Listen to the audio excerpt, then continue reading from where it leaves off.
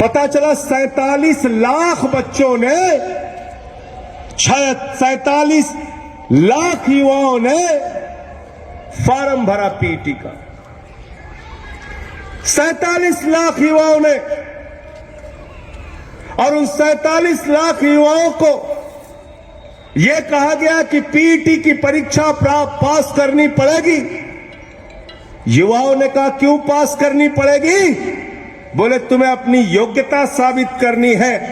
तुम लेखपाल बनने के काबिल हो कि नहीं हो, तुम क्लर्क बनने के काबिल हो कि नहीं हो, तुम अधीनस्थ चयन सेवा आयोग की भर्ती में सेलेक्ट होने के काबिल हो कि नहीं हो, पहले इसकी परीक्षा दो तब लेखपाल की परीक्षा देना। पता है आपको, यह है पीटी की परीक्षा। पीटी की परीक्षा से कोई नौकरी नहीं मिलेगी आपको। पीटी की परीक्षा से इस उत्तर प्रदेश के नौजवानों को अपनी योग्यता साबित करनी है कि वो लेखपाल बनने के काबिल है। बारे बाबा योगी जी, उत्तर प्रदेश के अंदर अंगूठा टेक व्यक्ति उत्तर प्रदेश का मुख्यमंत्री बन सकता है, उसके लिए कोई योग्यता नहीं। बाबा जी पढ़े लिखे, मैं उनकी पढ़ाई लिखाई पे सवाल नहीं उठा रहा, लेकिन अगर आप पूछे यूपी के मुख्यमंत्री की योग्यता क्या है, सरकार कहती है अंगूठा टेको तब भी बन सकता है। पूछे शिक्षा मंत्री बनने की योग्यता क्या है, सरकार कहती है अंगूठा टेक है फिर भी शिक्षा मंत्री बन सकता है। स्वास्थ्य मंत्री बनने की योग्यता क्या है, अंगूठा टेक है तब भी मुख्यमंत्री स्वास्थ्य मंत्री बन सकता है। अरे उच्च शिक्षा का, विश्वविद्यालय का मंत्री बनने की योग्यता क्या है, अंगूठा टेक है फिर भी बन सकता है। सांसद बनने की योग्यता क्या है, डॉक्टर महेश शर्मा जी ने कहा अंगूठा टेक है फिर भी बन सकता है। अरे विधायक बनने की योग्यता क्या है, बोले अंगूठा टेक है फिर भी बन सकता है। अच्छा सब कुछ छोड़ो, प्रधानमंत्री बनने की योग्यता क्या, बोले अंगूठा टेक है फिर भी बन सकता है। संजय सिंह, मैं नौजवान साथियों आपसे पूछना चाहता हूं, कोई योग्यता है क्या? प्रधानमंत्री बनने के लिए कोई योग्यता है? कोई योग्यता है? कोई परीक्षा पास करनी पड़ती है? विधायक बनने के लिए कोई परीक्षा पास करनी पड़ती है? सांसद बनने के लिए कोई परीक्षा पास करनी पड़ती है? शिक्षा मंत्री, स्वास्थ्य मंत्री, मुख्यमंत्री बनने के लिए कोई परीक्षा पास करनी पड़ती है? नहीं करनी पड़ती है, नहीं करनी पड़ती है, नहीं करनी पड़ती। लेकिन एमए करके, पीएचडी करके, बीए पास करके, बीकॉम करके, इंजीनियरिंग करके भी अगर आपको लेखपाल बनना है तो सरकार पूछती है तुम्हारे अंदर योग्यता है कि नहीं, पहले पीटी का एग्जाम दो। इसलिए ये पीटी का एग्जाम नौजवानों का शोषण है। मैं चाहता हूं यूथ विंग के लोग लखनऊ के अंदर आंदोलन करें, अनशन करें, प्रदर्शन करें, छात्र विंग के लोग इनके साथ मिलकर आंदोलन करें। ये पीटी का एग्जाम बंद होना चाहिए। हम कोई पीटी का एग्जाम नहीं देंगे। बताओ बंद होना चाहिए कि नहीं होना चाहिए? होना चाहिए।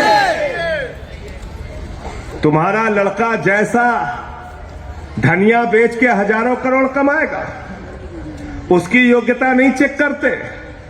उसको बीसीसीआई का सचिव बना दिया, बेटा हजारों करोड़ क्रिकेट के नाम पे लूटो, अमित शाह के बेटे हो, चिंता करने की जरूरत नहीं।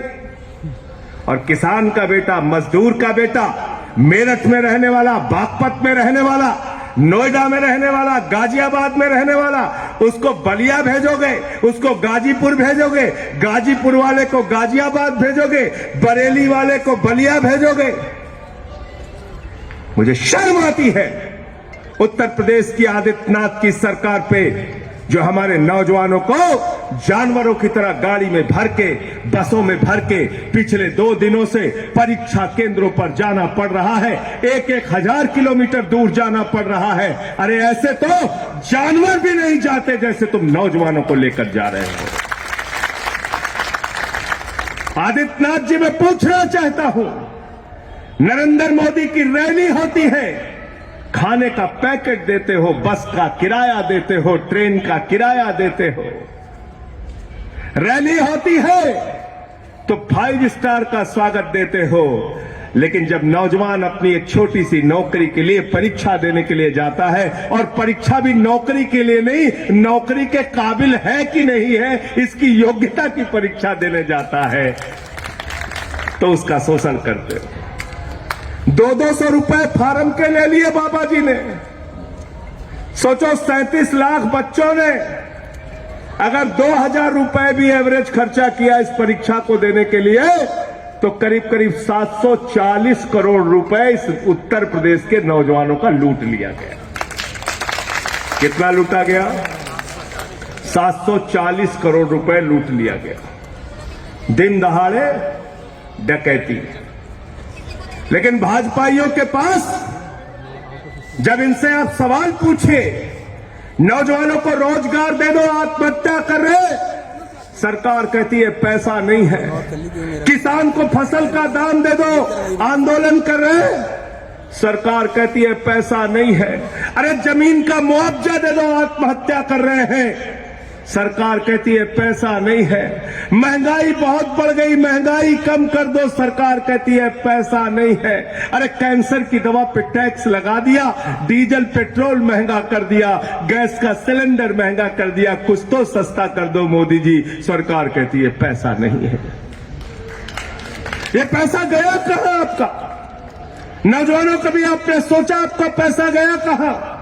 किसानों ने जो पैसा बैंक में जमा किया, मजदूरों ने जो पैसा बैंक में जमा किया, कर्मचारियों ने जो पैसा बैंक में जमा किया, छोटे व्यापारियों ने जो पैसा बैंक में जमा किया, रेहड़ी पटरी वालों ने जो पैसा बैंक में जमा किया, वो पैसा नरेंद्र मोदी ने उठाया। बोले बेटा अडानी तू ले जा, बेटा अंबानी तू ले जा, बेटा ललित मोदी तू ले जा, बेटा नितिन संदेशरा तू ले जा, बेटा नीरव मोदी तू ले जा। कितना लूटा है चंद पूंजीपतियों ने? कितना लूटा है? 15 लाख करोड़ रुपए। जीरो लगाते लगाते थक जाओगे। सोमेन ढाका जी बहुत पढ़े लिखे हैं, बागपत बार एसोसिएशन के अध्यक्ष हैं। मैंने इनसे कहा 10 लाख करोड़ रुपए लिख दो, जीरो लगाते लगाते थक गए, लिख नहीं पाए बेचारे।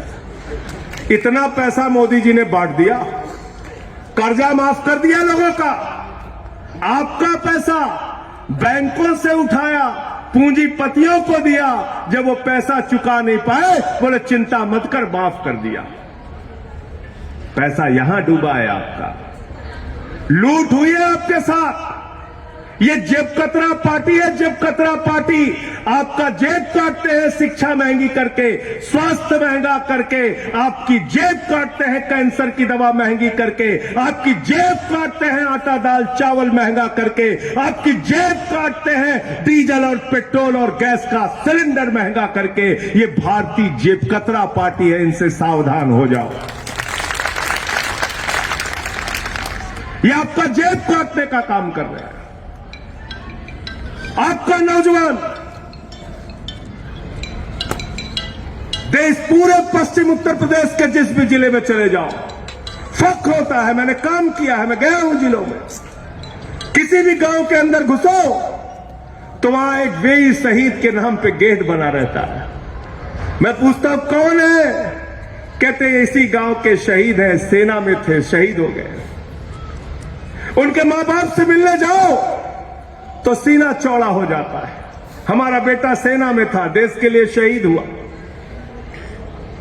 किसान का बेटा, मजदूर का बेटा भारत माता की रक्षा करने के लिए शहीद हो जाता है। सियाचिन में -45 डिग्री 50 डिग्री टेम्परेचर में नौकरी करता है। जैसलमेर में +50 डिग्री टेम्परेचर में नौकरी करता है। वो नौजवान जो भारत माता के लिए मरने मिटने का जज्बा रखता है, ये अशोक कमांडो जैसे नौजवान जिन्होंने कारगिल के युद्ध में शिरकत की, भारत माता की रक्षा के लिए लड़ाई लड़ने का काम किया। बताओ भाई, अशोक कमांडो अग्निवीर क्या है? 17 साल में नौजवान को कहते हैं सैनिक बन जाओ, 4 साल की नौकरी करना बेटा और 21 साल में रिटायर हो जाना। हमने पूछा 21 साल के बाद नौजवान क्या करेगा? अरे बोले धोबी का काम कर लेगा। नाई का काम कर लेगा, ड्राइवर का काम कर लेगा। अरे मैंने कहा उसकी पेंशन, बोले पेंशन नहीं है। मैंने कहा कैंटीन की सुविधा, बोले कैंटीन की सुविधा नहीं है। मैंने कहा शहीद का दर्जा, बोले वो भी मुश्किल से। ये हालत कर दी। 4 साल की नौकरी दे रहे और 46,000, ध्यान से सुनना सारे नौजवानों, 46,000 सेना के जवान हर साल भर्ती होंगे अग्निवीर कह के, और 34,000 हर साल छटनी होगी। होगी कि नहीं होगी? बोलिए भाई, होगी कि नहीं होगी? होगी कि नहीं होगी? 10 साल में कितना हो गया? 3,40,000। 20 साल में कितना हो गया? 6,80,000। हो गया कि नहीं हो गया? भारत माता की रक्षा करने वाले सैनिकों की संख्या 20 साल में 6,80,000 कम हो जाएगी। मैं कहना चाहता हूं, ये अग्निवीर सिर्फ हमारे नौजवानों के पेट और पीठ में छुरा नहीं है, ये भारत माता के साथ भारतीय जनता पार्टी की गद्दारी है। गद्दारी किया है इन्होंने देश के साथ। किया है कि नहीं गद्दारी? बताओ। 6,80,000 सैनिक आपके कम हो जाएंगे। चीन अपनी सीमा पे सैनिक बढ़ाएगा, पाकिस्तान अपनी सीमा पे सैनिक बढ़ाएगा, बांग्लादेश अपनी सीमा पर सैनिक बढ़ाएगा, और नरेंद्र मोदी अपनी सीमा पे सैनिक कम करेगा। क्या ऐसा भारत हम चाहते हैं? नहीं। भारत माता की अगर जय है तो भारत माता की जय तब होगी जब हमारे सेना के जवान को पूरी तनख्वाह मिलेगी, पूरी नौकरी मिलेगी, पेंशन मिलेगी, सारे सुविधाएं मिलेगी, शहीद का दर्जा मिलेगा। लेकिन मोदी जी क्या कहते हैं? मोदी जी कहते हैं भारत माता की जय, हम भारत की रेल बेचेंगे। भारत माता की जय, हम कोल इंडिया बेचेंगे। भारत माता की जय, हम LIC बेचेंगे, बैंक बेचेंगे, सड़क बेचेंगे, बिजली बेचेंगे, पानी बेचेंगे, ट्रेन का डब्बा बेचेंगे, रेल का इंजन बेचेंगे, तुम्हारी जमीनें बेचेंगे। और भारत माता की जय लगा के भारत को बेचने का काम भारत के प्रधानमंत्री कर रहे हैं। और अरविंद केजरीवाल कहते हैं भारत माता की जय, हम बच्चों के लिए स्कूल बनवाएंगे। भारत माता की जय, हम अपने लोगों के लिए अच्छे अस्पताल बनवाएंगे, अच्छी सड़कें बनाएंगे, भ्रष्टाचार खत्म करेंगे। और तब भारत माता की जय होगी जब हमारे लोगों को अच्छी शिक्षा, अच्छे स्वास्थ्य की व्यवस्था होगी, तब भारत माता की जय होगी। आम आदमी पार्टी ये कहती है। इसलिए आपसे कहना चाहता हूं दोस्तों कि इनकी नफरत की राजनीति के चक्कर में अब मत पड़ो। देश का बहुत नुकसान कर दिया इन लोगों ने। जो लोग बुलडोजर पे ताली बजा रहे थे, पता चला उनके भी घर पे बुलडोजर चल गया। ये बुलडोजर किसी का सगा नहीं है। बुलडोजर किसी का सगा नहीं है।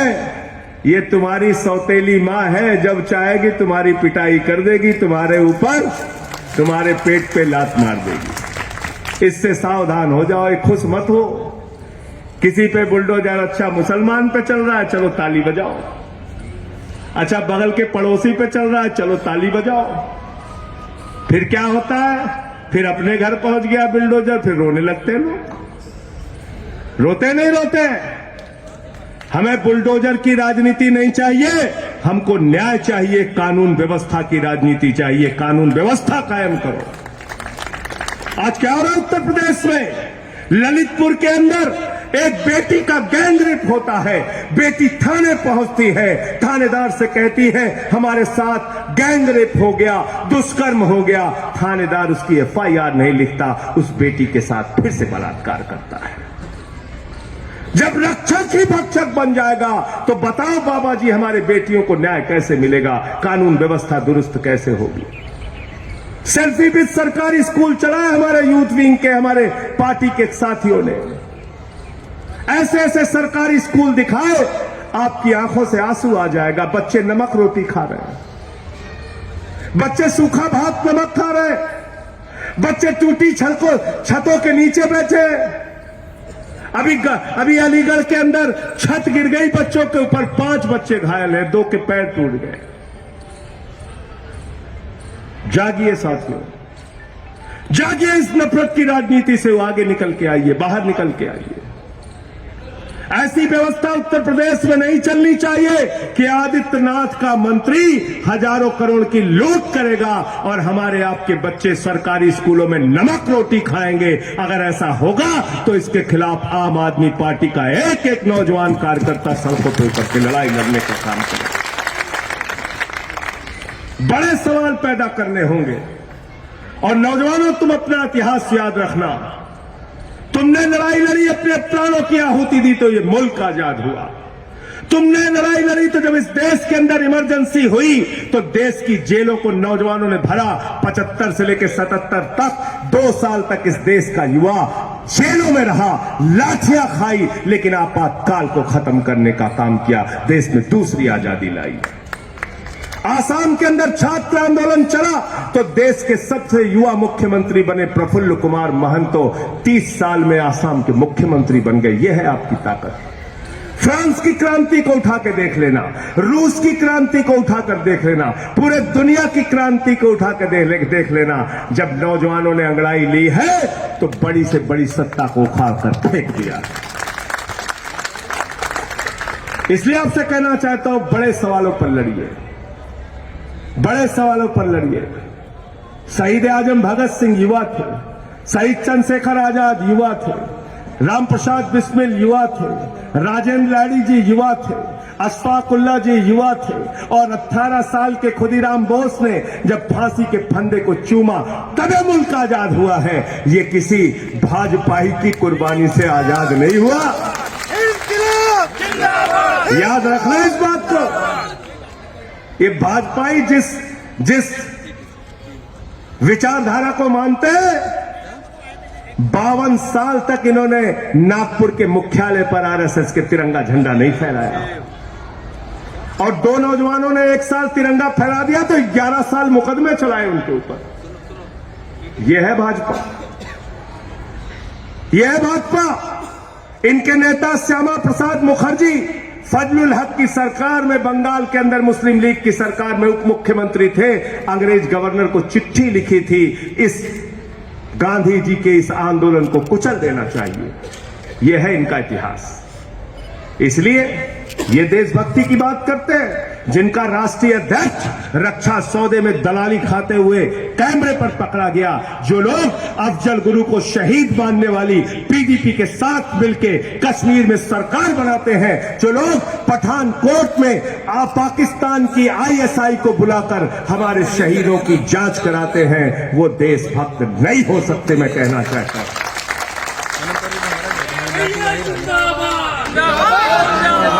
ये देश को बेचने वाले लोग हैं।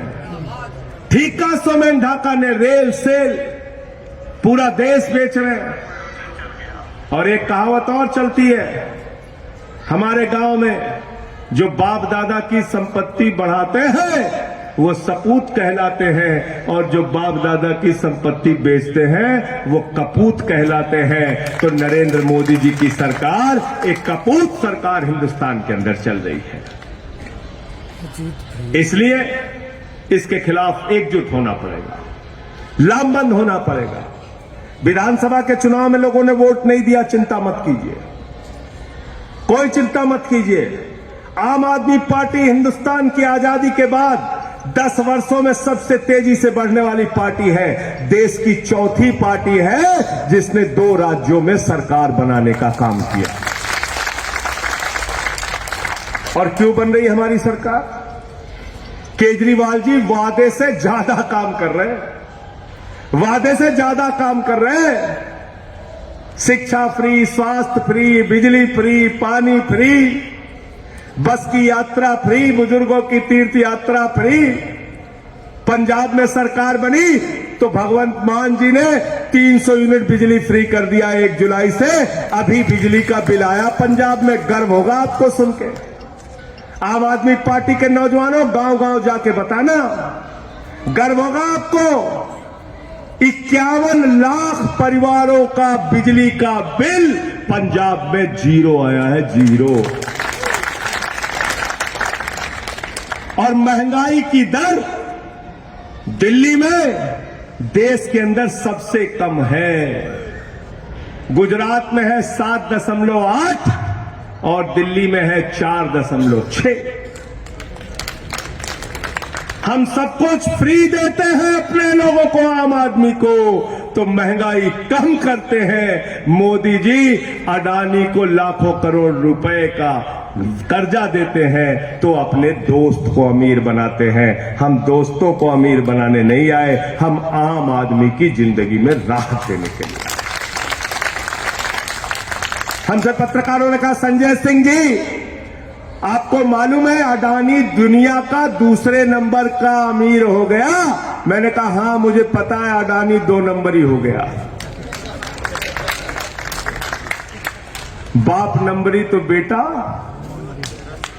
बाप नंबरी तो बेटा 10 नंबरी। अडानी का राजनीति में बाप कौन है?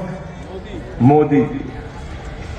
मोदी जी, आप सोचिए एक आदमी के बारे में, 2014 में उसकी संपत्ति थी 37,000 करोड़, 2018 में उसकी संपत्ति थी 59,000 करोड़, 2020 में उसकी संपत्ति हुई 2.5 लाख करोड़। और जब कोरोना में पूरा हिंदुस्तान, पूरी दुनिया मर रही थी, लाशें बिछी हुई थी शमशानों में, उन 2 सालों में अडानी की संपत्ति हो गई 13.5 लाख करोड़ रुपए।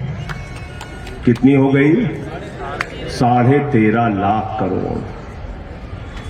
13.5 लाख करोड़। और सभाजीत सिंह से मैंने पूछा आज गाड़ी में, मैंने कहा भैया बैंक का कर्जा कभी लियो? कहन हाँ पढ़ रहे थे तो ले कोशिश किए। हम कहे कितना? कहन 2.5 लाख। हम कहे मिल गवा? कहन चप्पल घिस गई, कर्जा नहीं मिला। कर्जा नहीं मिला इनको, 2.5 लाख रुपए का कर्जा नहीं मिला। मोदी के दोस्त अडानी, जिसके जहाज से मोदी जी घूमते हैं, उसको बैंक का कर्जा मिला है 2.5 लाख करोड़ रुपया। कितना? 2.5 लाख करोड़। और उसकी अकेले का कर्जा कितना माफ किया है? 72,000 करोड़ रुपए। 72,000 करोड़। ये ओमवीर जी बैठे हैं बात पद से, 72,000 रुपए माफ कर देंगे तुम्हारा बाबा जी? करेंगे? नहीं करेंगे। उनका 72,000 करोड़ माफ हो गया, माफ हो गया। ये दोहरी व्यवस्था हिंदुस्तान में चल रही है। आज मैंने एक नया ज्ञान सुना भाजपाइयों का, वो ज्ञान आपको सुना के मैं अपनी बात खत्म करूंगा। पहली बात तो हमारे नरेंद्र मोदी जी का, अगर झूठ बोलने के मामले में कंपटीशन हो जाए तो पूरे दुनिया में कोई उनसे जीत नहीं पाएगा। पूरे दुनिया में नंबर 1 के प्रधानमंत्री आएंगे हमारे प्रधानमंत्री मोदी जी। कहने लगे बाबा गुरु नानक देव, बाबा गोरखनाथ जी और कबीर जी एक साथ मीटिंग करते थे। कहने लगे सिकंदर जब बिहार में आया था तो बिहारियों ने मारकर भगाया था, अब सिकंदर बिहार कभी गया नहीं। कहने लगे हमने 125 करोड़ लोगों को घर की चाबी बांट दी। कहने लगे भारत की जनसंख्या 600 करोड़ है। कहने लगे नाली के गैस से चाय बना लो बेटा। यह है मोदी जी। और आज उनसे भी 4 गुना आगे हमारी वित्त मंत्री जी, उन्होंने कहा, लोगों ने कहा भाई रुपया गिर रहा है, डॉलर के मुकाबले रुपया हो गया 83 का। तो वित्त मंत्री जी ने कहा रुपया गिर नहीं रहा है, डॉलर मजबूत हो रहा है। रुपया गिर नहीं रहा है, डॉलर मजबूत हो रहा है। बिट्टू त्यागी से मैंने कहा डीजल महंगा नहीं है, डीजल खरीदने के लिए तुम्हारे पास पैसा नहीं है। छवि जी से मैंने कहा पेट्रोल महंगा नहीं हुआ, पेट्रोल खरीदने के लिए तुम्हारे जेब में पैसे की कमी हो गई। अशोक कमांडो को मैंने कहा अरे आटा दाल चावल महंगा नहीं है, तुम्हारे घर में पैसा नहीं है आटा दाल चावल खरीदने के लिए। पंकज अवाना को कहा क्यों चिल्लाते हो, कैंसर की दवा, टीबी की दवा, हार्ट की दवा महंगी नहीं, वित्त मंत्री जी कह रही हैं कि तुम्हारे पास दवा खरीदने का पैसा नहीं, कमी तो तुम्हारी है, उनकी क्या कमी है? उन्होंने तो सिर्फ महंगाई बढ़ाया, सोमेंदर जी, महंगाई बढ़ाया। अब महंगाई झेलने की क्षमता आप में नहीं है, ये आपकी कमी है, उनकी कमी नहीं है। सुना ज्ञान आपने? ये है हमारी वित्त मंत्री का ज्ञान। हमने कहा हाँ वित्त मंत्री जी, आप बिल्कुल ठीक कह रही हैं, हम रो नहीं रहे हैं, हमारे अंदर आंसू रोकने की क्षमता कम हो गई।